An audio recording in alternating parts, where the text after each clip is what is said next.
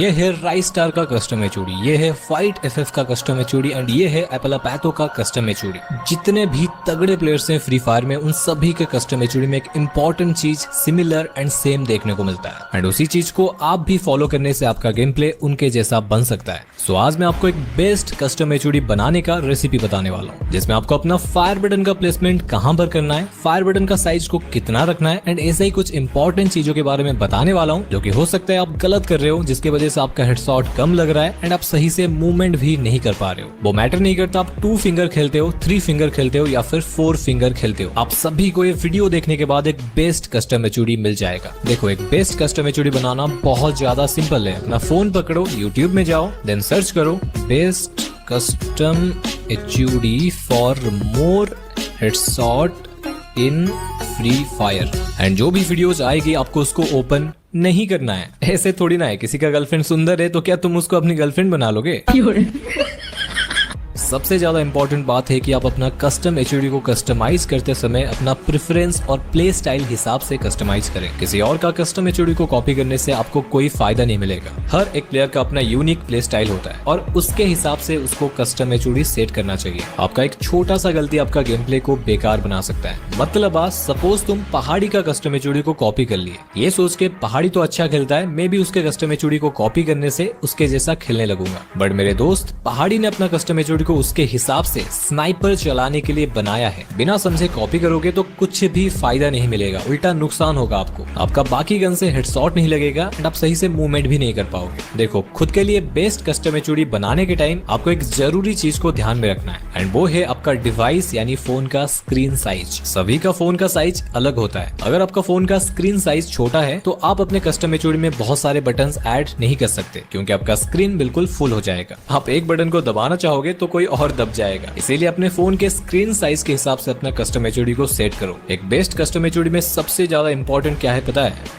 Fire button size and placement. सबसे पहले अपना फायर बटन का प्लेसमेंट की बात करते हैं। अगर आप 2 फिंगर से खेलते हो तो आपका फायर बटन का प्लेसमेंट थंब के आसपास होनी चाहिए एंड अगर आप 3 फिंगर या फिर 4 फिंगर से खेलते हो तो आपको अपना फिंगर साइज और शेप के हिसाब से अपना फायर बटन का प्लेसमेंट डिसाइड करना है। बट हमेशा याद रखना, अपना फायर बटन को जितना हो सके नीचे के तरफ रखो। पूछो क्यों रखना है? देखो, अपना फायर बटन को नीचे की तरफ रखने से आपको ऊपर ज्यादा स्पेस मिलेगा। अब जब भी हेडशॉट मारने के टाइम अपना फायर बटन को ऊपर ड्रैग करोगे तो आपका फिंगर ज्यादा से ज्यादा ऊपर तक जा पाएगा, जिससे आपका हेडशॉट लगने का चांस 100% बढ़ जाता है। बट यहाँ पे एक बहुत बड़ा गलती मैंने पास में किया है, जिसको आप में से बहुत सारे बंदे अभी करते हो, जिससे आपका परफेक्टली हेडशॉट नहीं लग पाता है एंड वो गलती है गलत फायर बटन साइज रखना। फायर बटन का साइज भी बहुत ज्यादा इंपॉर्टेंट है। अगर आपका फायर बटन बहुत छोटा है तो आप उसको मिस कर सकते हैं और अगर बहुत बड़ा है तो आपका स्क्रीन क्लटर्ड हो जाएगा। मतलब आप ना चाहते हुए भी कई बार ऑटोमेटिकली आपका फिंगर फायर बटन पर गलती से लग जाएगा। इसीलिए आपको अपना फायर बटन साइज को अपना प्रेफरेंस और फिंगर के साइज के हिसाब से डिसाइड करना होगा।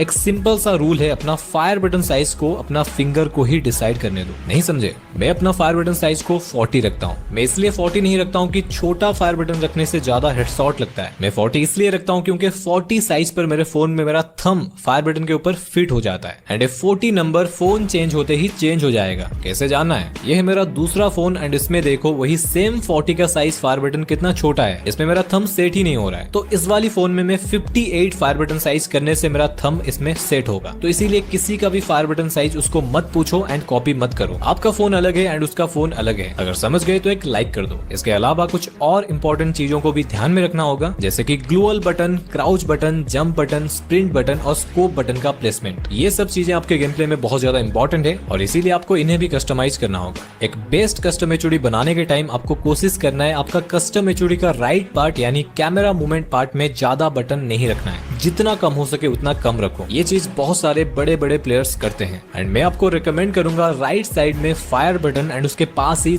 जितना हो सके राइट साइड का मिडिल प्लेस को खाली रखो। क्राउच बटन का भी एक बहुत बड़ा रोल है सिटअप वॉल लगाने के लिए, उसको थोड़ा बड़ा एंड नीचे की तरफ रखो। मैं प्रेफर करता हूँ क्राउच बटन को लेफ्ट पर रखना। इससे स्नाइपिंग करने के टाइम लेफ्ट फिंगर से आप सिटअप सिट डाउन हो सकते हो, जो कि राइट साइड पर क्राउच बटन को रखने से पॉसिबल नहीं है। एंड बाकी के सारे बटन को आप लेफ्ट साइड यानी एनालॉग पार्ट में फेंक सकते हो, चाहे आप 2 फिंगर खेलते हो या फिर 3 फिंगर। एंड आपको लेफ्ट में जो बटन है उनका साइज को बड़ा रखना है, जिससे मिस टच ना हो। एंड जो 3 फिंगर बंदे हो या फिर 3 फिंगर फिंगर में शिफ्ट होना चाहते हो, आपको ऐसे ही कोई भी बटन को 3 फिंगर प्लेस यानी यहाँ पे नहीं रखना है। मैंने बहुत सारे बंदों को देखा है वो 3 फिंगर खेलते हैं बट 3 फिंगर में यूज करते हैं लेफ्ट फायर बटन एंड इसका कुछ मतलब नहीं बनता। अगर आप 3 फिंगर खेल रहे हो तो आपको gun switch button and gloo wall button को अपना 3 फिंगर प्लेस में रखना है, जिससे आपका गेम प्ले में 3 फिंगर का स्पीड देखने को मिलेगा। देखो बेस्ट कस्टम एचओडी सभी को बनाना है बट यहाँ पे सबसे बड़ा दिक्कत ये है सडनली कस्टम एचओडी को चेंज कर देने से आपका हाथ सेट नहीं हो पाता है, जिससे और भी बेकार आपका गेम प्ले बन जाता है एंड इसी डर के वजह से बहुत सारे बंदे अपना कस्टम एचओडी को बेहतर बनाने का कोशिश ही नहीं करते हैं। बट टेंशन काहे ले रहे हो, हमारे फ्री फायर में अभी नया ऑप्शन आ चुका है। आपको कस्टम एचओडी का स्लॉट 1 में अपना अभी का सेटिंग सेव करके रखना है एंड जो बाकी 2 स्लॉट है उसमें आपको न्यू कस्टम एचओडी बनाकर थोड़ा थोड़ा प्रैक्टिस करना है। भाई लोग कोई भी कस्टम एचओडी परफेक्ट नहीं होता है, इसीलिए आपको उसको